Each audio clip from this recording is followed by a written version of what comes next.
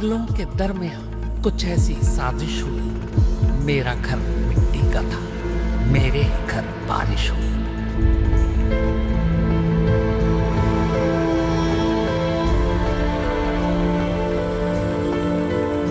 उसको भी जिद है बादलों को गिराने की, और हमें भी जिद है वही घर बसाने की।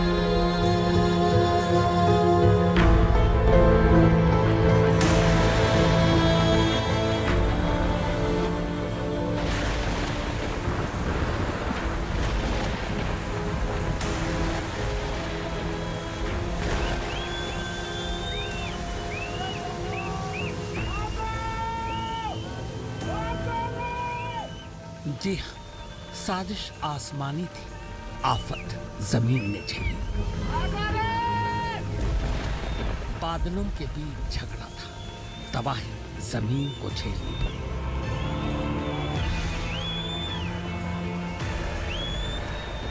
गुस्सा ऊपर आसमान में फूटा, सैलाब नीचे जमीन पर आया।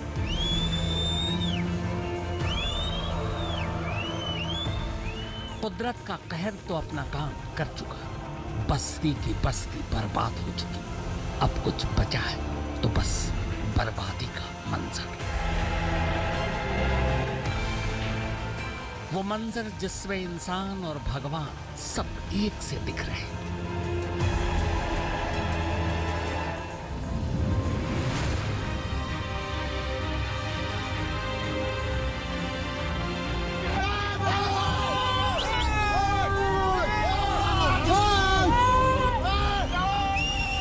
देखते ही देखते सब पानी पानी हो गया। अरे भाई, हरे राम हरे राम, अरे यार 5-6 वाले बेचारे, हरे राम। घर, होटल, रिजॉर्ट, सराय, लॉज, दुकानें, सड़कें, टावर, सेना के कैंप, हेलीपैड। चेको गाड़ी, आदमी पूरा भरा हुआ है।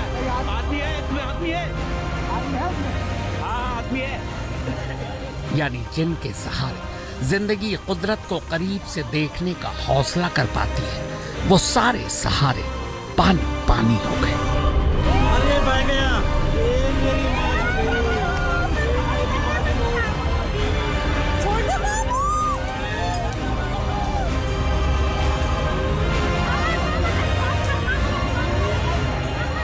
एक आशियाना बनाने में पूरी जिंदगी बीत जाती है, तो जरा सोचिए कि पूरी बस्ती बसाने में कितना वक्त लगा होगा।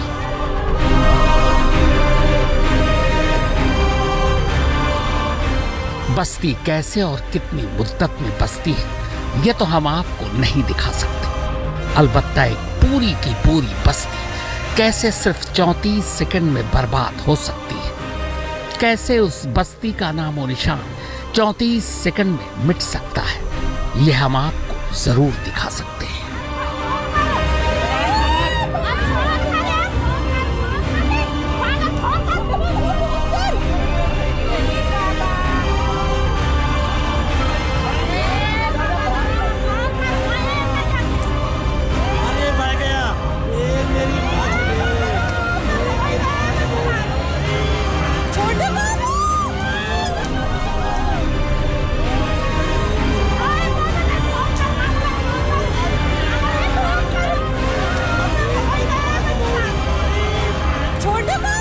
ये देखिए, जी नहीं, पहाड़ों से उतरती नदी की ये खौफनाक लहरें अपने साथ कोई कचरा नहीं, बल्कि पूरी की पूरी बस्ती को उखाड़ कर ले जा रही है। सदियों से कुदरत ने जब जब अपने तेवर बदले, तो तबाही के ऐसे ऐसे निशान छोड़े जो एक पल में इंसान और इंसानी बस्तियों को मिटा गए।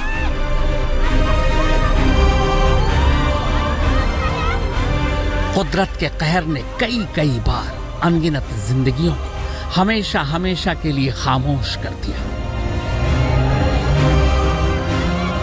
मासूम और बेगुनाह कुदरती कहर के आगे बेबस और लाचार नजर आए। कुदरत हर बार बेधड़क कहर बरपाती रही और इंसानी बस्तियां उजड़ती रही, क्योंकि कुदरत की ताकत पर इंसानी कानून का बस नहीं चलता। माफ कीजिएगा, लेकिन अगर कुदरत भी कहीं इंसानी कानून की जद में आता और इंसानों के लिए कुदरत को सजा दे पाना मुमकिन होता तो न मालूम उसे अब तक कितनी बार सजाए मौत मिल चुकी होती। गुस्साए बादल और बेलगाम लहरों का उत्तराखंड में क्या असर हुआ, इसे समझने के लिए बस इस एक तस्वीर को देखना ही काफी है। कितनी खूबसूरत तस्वीर है ये। हिमालय की दरार पर बसा ये धराली गांव है। गंगोत्री हाईवे के करीब बसे इस गांव की खूबसूरती किसी की भी आंखों को खुशनुमा करती। करीब 700 लोगों का परिवार इस गांव के 150 घरों में रहता है। अपनी खूबसूरती के चलते ये टूरिस्टों की पसंदीदा जगह है। मंगलवार की दोपहर के ठीक 12:40 हुए थे। लोग अपनी रोजमर्रा की जिंदगी में मगन थे। यहाँ आए सैलानी भी मौसम और वादियों का लुत्फ ले रहे थे। तभी अचानक सामने की तरफ से हिमालय की दरार के ऊपर एक तेज आवाज आती है। ऐसा लगता है जैसे कोई ताकतवर बम फटा हो। फिर पहाड़ के ऊपर धुआं उठता दिखाई देता है। असल में ये बादल फटने की आवाज थी और सफेद धुआं जैसी चीज बेलगाम पानी। इसके पल भर बाद ही अचानक पहाड़ी नाले में तेज बहाव शुरू हो जाता है। नीचे गांव के लोगों को अब तक कुछ समझ नहीं आ रहा था, पर तेज आवाज यानी बादल के फटने से वो इतना घबरा गए थे कि सभी अपने अपने घरों से बाहर निकल आए। टूरिस्ट भी होटल रिजॉर्ट सराय छोड़कर सड़कों की तरफ भागने लगे। जो गाड़ी चला रहे थे उन्होंने अचानक गाड़ियों की रफ्तार बढ़ा दी, पर ऊपर से आ रही आफत की रफ्तार इंसानों और गाड़ियों की रफ्तार से कहीं ज्यादा तेज थी। सैलाब उसी तेजी से ऊपर से नीचे की तरफ आ रहा था। बाईं तरफ की बस्तियां जो ऊपर की तरफ और किनारे पर थी वो बच गई, पर सामने की पूरी बस्ती तिनके की तरह बहने लगी। सिर्फ 34 सेकंड की आफत थी, पर इसी 34 सेकंड में ये गुस्साया सैलाब अपने साथ हर चीज को बहा कर ले गया। क्या कयामत इसी को कहते हैं? क्या कयामत ऐसे ही आएगी? क्या दुनिया के खात्मे की तस्वीर ऐसी ही होगी?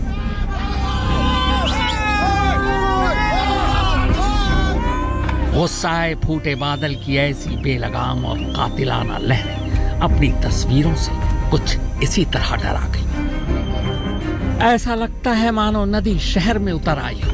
ये तूफान कुछ और नहीं, श्रीखंड पर्वत से निकली खीर गंगा नदी में बादलों के फटने से आए सैलाब की गुस्साई लहरें, जो पूरे गांव को रौंदते हुए बस आगे बढ़ती जा रही है। रास्ते में जो भी मिला उसे कुचलते हुए, बहाते हुए, भगाते हुए, बर्बाद करते हुए। क्या घर, क्या दुकान, क्या होटल, क्या सराय, क्या गाड़ियां, क्या खेत खलिहान और क्या इंसान, जो भी इसके रास्ते में आया वही तबाह हो गया।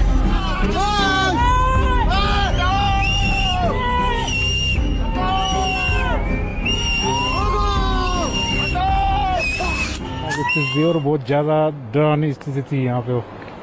ये करवन आया 1:30 पे आए। हम इधर से पासे में, फिर देखा हमने कई आदमी उड़ के जा रहे थे नीचे, कई मकान बह गए, इधर हट थे, सारे पेड़ थे सारे खत्म हो गए। उसमें इतना भयंकर देवी आपदा है कि जिसमें कि लोगों को भागने तक का मौका नहीं मिला, और इसमें कि काफ़ी लोगों का मिसहैपनिंग होने की जो बात आई है सामने, बहुत भयंकर था। मुश्किल से 10 सेकंड का पूरा फ्लड था, उसके बाद नॉर्मल वाटर था। इसको तो पता ही नहीं चला, एकदम जबरदस्त में आ गई है, आदमी भाग भी नहीं पाया वहां से। लहरों की रफ्तार इतनी तेज थी कि लोगों को एहसास हो उससे पहले ही वो उन्हें बहाकर मलबे में तब्दील कर देती। यह सिर्फ 24 घंटे पहले तक उत्तरकाशी जिले का एक खुशहाल और खूबसूरत गांव हुआ करता था, पर जरा अब इसकी हालत देखिए। चारों तरफ पानी और कीचड़, बस निशानी के तौर पर ये बचे खुचे उजड़े घर और ये बेबस लोग। गुस्साए सैलाब ने इंसान और भगवान में भी कोई फर्क नहीं किया। ये धराली में मौजूद 1500 साल पुराना ऐतिहासिक कल्प केदार महादेव मंदिर है। आसमान से आई आफत ने इस मंदिर को भी नहीं बख्शा। सैलाब अपने साथ इसे भी बहा ले गया। तस्वीरें गवाह हैं कि पूरा इलाका मलबे में तब्दील हो चुका है। अब सवाल ये उठता है कि इलाके के लोगों का क्या हुआ। तो फिलहाल खबर यही है कि 100 से ज्यादा लोग गुम हैं। कहां हैं, किस हाल में, पता नहीं। पर तबाही की ये खौफनाक तस्वीरें सबको एक ही डर से डरा रही है। गुस्साई लहरें थमने और मलबा हटने के बाद क्या होगा? क्या तस्वीरें और भी डरावनी होंगी? लेकिन बारिश और बादल का गुस्सा अभी बाकी था। धराली गांव से करीब 5 किलोमीटर दूर हर्षिल में दोपहर ठीक 2 बजे गाढ़ नाले में आई बाढ़ ने सेना के कैंप को अपनी चपेट में ले लिया। सेना के हेलीपैड तबाह हो गए। साथ ही सैलाब में 11 जवान भी गायब हो गए।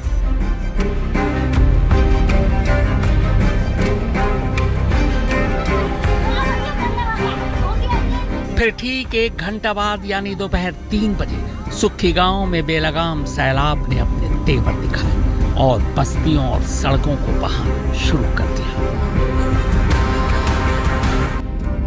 जिस धराली गांव ने तबाही के सबसे ज्यादा मंजर दिखाए, उस धराली गांव को बरसों पहले ही भूगर्भ वैज्ञानिकों ने कहीं और बसाने की उत्तराखंड सरकार को सलाह दी थी, जिस पर कभी अमल नहीं हो पाया। असल में आसमानी आफत के लिहाज से धराली एक तरह से टाइम बम पर बैठा है।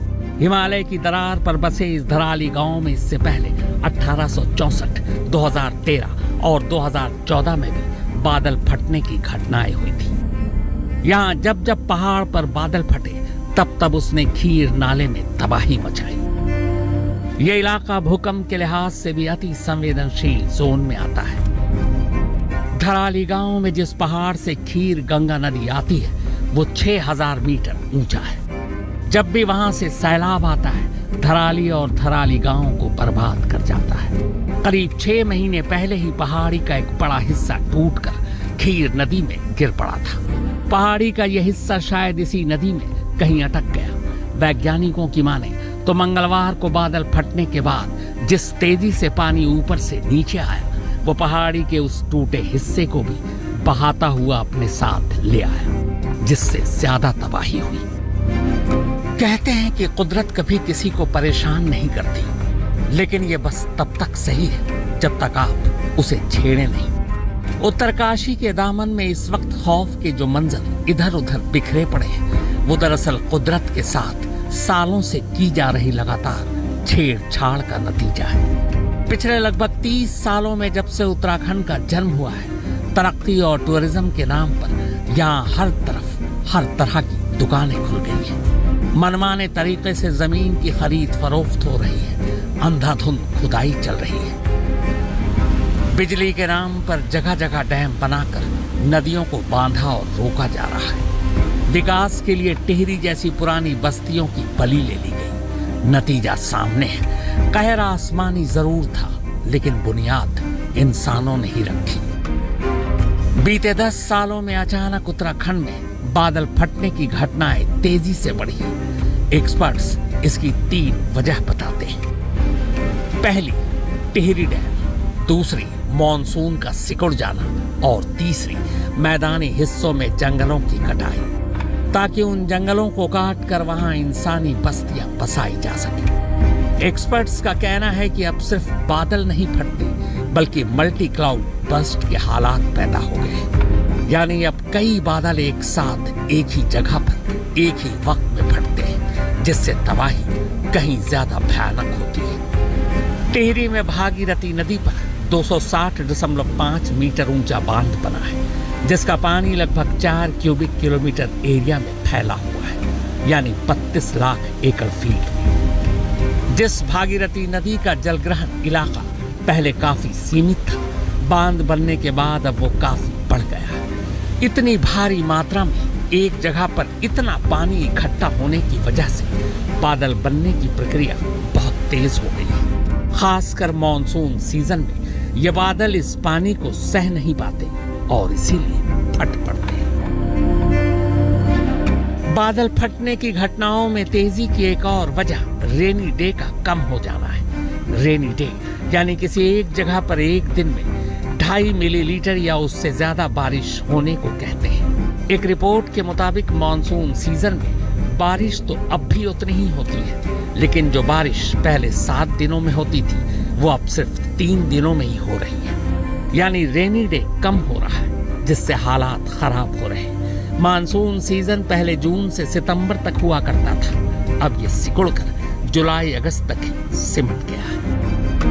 पहाड़ों पर बादल फटने की तीसरी वजह वैज्ञानिकों के हिसाब से मैदानी इलाकों में जंगलों की कटाई है। उत्तराखंड में 70% से ज्यादा इलाके जंगलों में आते हैं, लेकिन इसके उलट मैदानी इलाकों में जंगल बेहद कम है। टूरिज्म और इंडस्ट्री को बढ़ावा देने के नाम पर यहाँ तेजी से जंगलों की कटाई कर बस्तियां बसाई जा रही हैं, जिसकी वजह से मानसूनी हवाओं को मैदानों में बरसने के लिए सही वातावरण नहीं मिल पाता। ऐसे में मानसूनी बादल पहाड़ी इलाकों में घने जंगलों के ऊपर पहुंचकर बरस पड़ते हैं और इसी बरसने में कई बार वो साए बादल फट भी पड़ते हैं। हाल के दशक में उत्तराखंड की जिस चीज ने कुदरत को सबसे ज्यादा नाराज किया है वो है अंधाधुन नदियों के रुख को मोड़कर या उन्हें रोककर बिजली के वास्ते डैम बनाना। डैम बनाने के लिए सीना ताने खड़े पहाड़ों के सीने में बड़े बड़े सुराख करना, बड़ी बड़ी मशीनों से उनकी बुनियादों को कमजोर करना। ये सबको पता है कि नदियों का रुख मोड़ना या रोकना कितना खतरनाक होता है, क्योंकि इनके मिजाज में ठहरना होता ही नहीं है। उन्हें तो अपना रास्ता खुला चाहिए, लेकिन इंसानों ने साइंस के नाम पर जो तरक्की की, उस तरक्की के बलबूते पानी से बिजली बनानी सीख ली।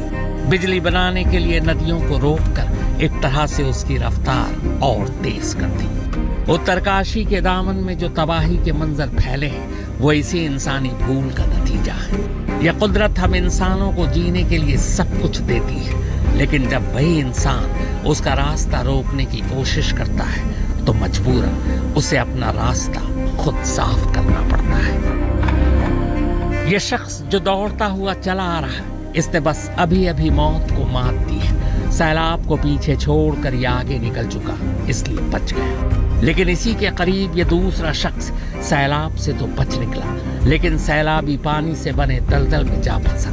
अब यहाँ से इसकी जिंदगी की जद्दोजहद शुरू होती है और आखिर में ये भी मौत को मात देकर बाहर निकल आता है। इस तबाही से बचकर निकले हर शख्स की अपनी एक अलग ही कहानी है। किसी बदकिस्मत की खुशकिस्मती ये है कि वो बच गया उस आफत से जिसमें न जाने कितने गायब हो गए, तो किसी खुशकिस्मत की बदकिस्मती ये है कि वो अपनों को ढूंढ नहीं पा रहा। जरा सोचिए इसे क्या नाम देंगे जिसके साथ ये दोनों चीजें हुई। दर्द भरी खुशी की ये वो अजीब दास्तान है जो जिंदगी और मौत दोनों से एक साथ रूबरू है। कैसा सैलाब था ये जिसने सब कुछ पानी पानी कर दिया, और कैसा सैलाब था ये जो ना मालूम कितने ही लोगों को प्यासा मार गया। इस सैलाब का पानी तो एक रोज उतर जाएगा, पर उन आंखों का क्या जो जब भी रोएंगी सैलाबी आंसू ही रोएंगी। अफसोस वो सैल बादल के फटने का इल्जाम हम ऊपर वाले के कहर पर लगा रहे हैं, जबकि इस कहर के जिम्मेदार हम इंसान ही हैं। ये तबाही, ये जान माल का नुकसान, ये कुदरत के उस गुस्से का सबसे छोटा नमूना है जो सिर्फ ये कहने की कोशिश कर रहा है कि संभल जाओ, होश में आ जाओ, ताकि तुम्हें वक्त से पहले कयामत न देखनी पड़े। क्षेत्र में बादल फटने की अभी सूचना आई है और बहुत तेज गति से मलबा आया है पानी के साथ। हमारा प्रयास है कि इस समय में सभी को जल्दी से जल्दी राहत के काम किए जाएं, बचाव के कार्य किए जाएं। जिला प्रशासन के लोग वहां पहुंच रहे हैं, साथ में हमारी सेना के लोग, एनडीआरएफ, एसडीआरएफ, आपदा प्रबंधन विभाग लगातार कोशिश कर रहा है कि हमारी सर्वोच्च प्राथमिकता है कि सभी को इस समय राहत की जाए, सभी को बचाया जाए और हर प्रकार से जान माल की सुरक्षा की जाए।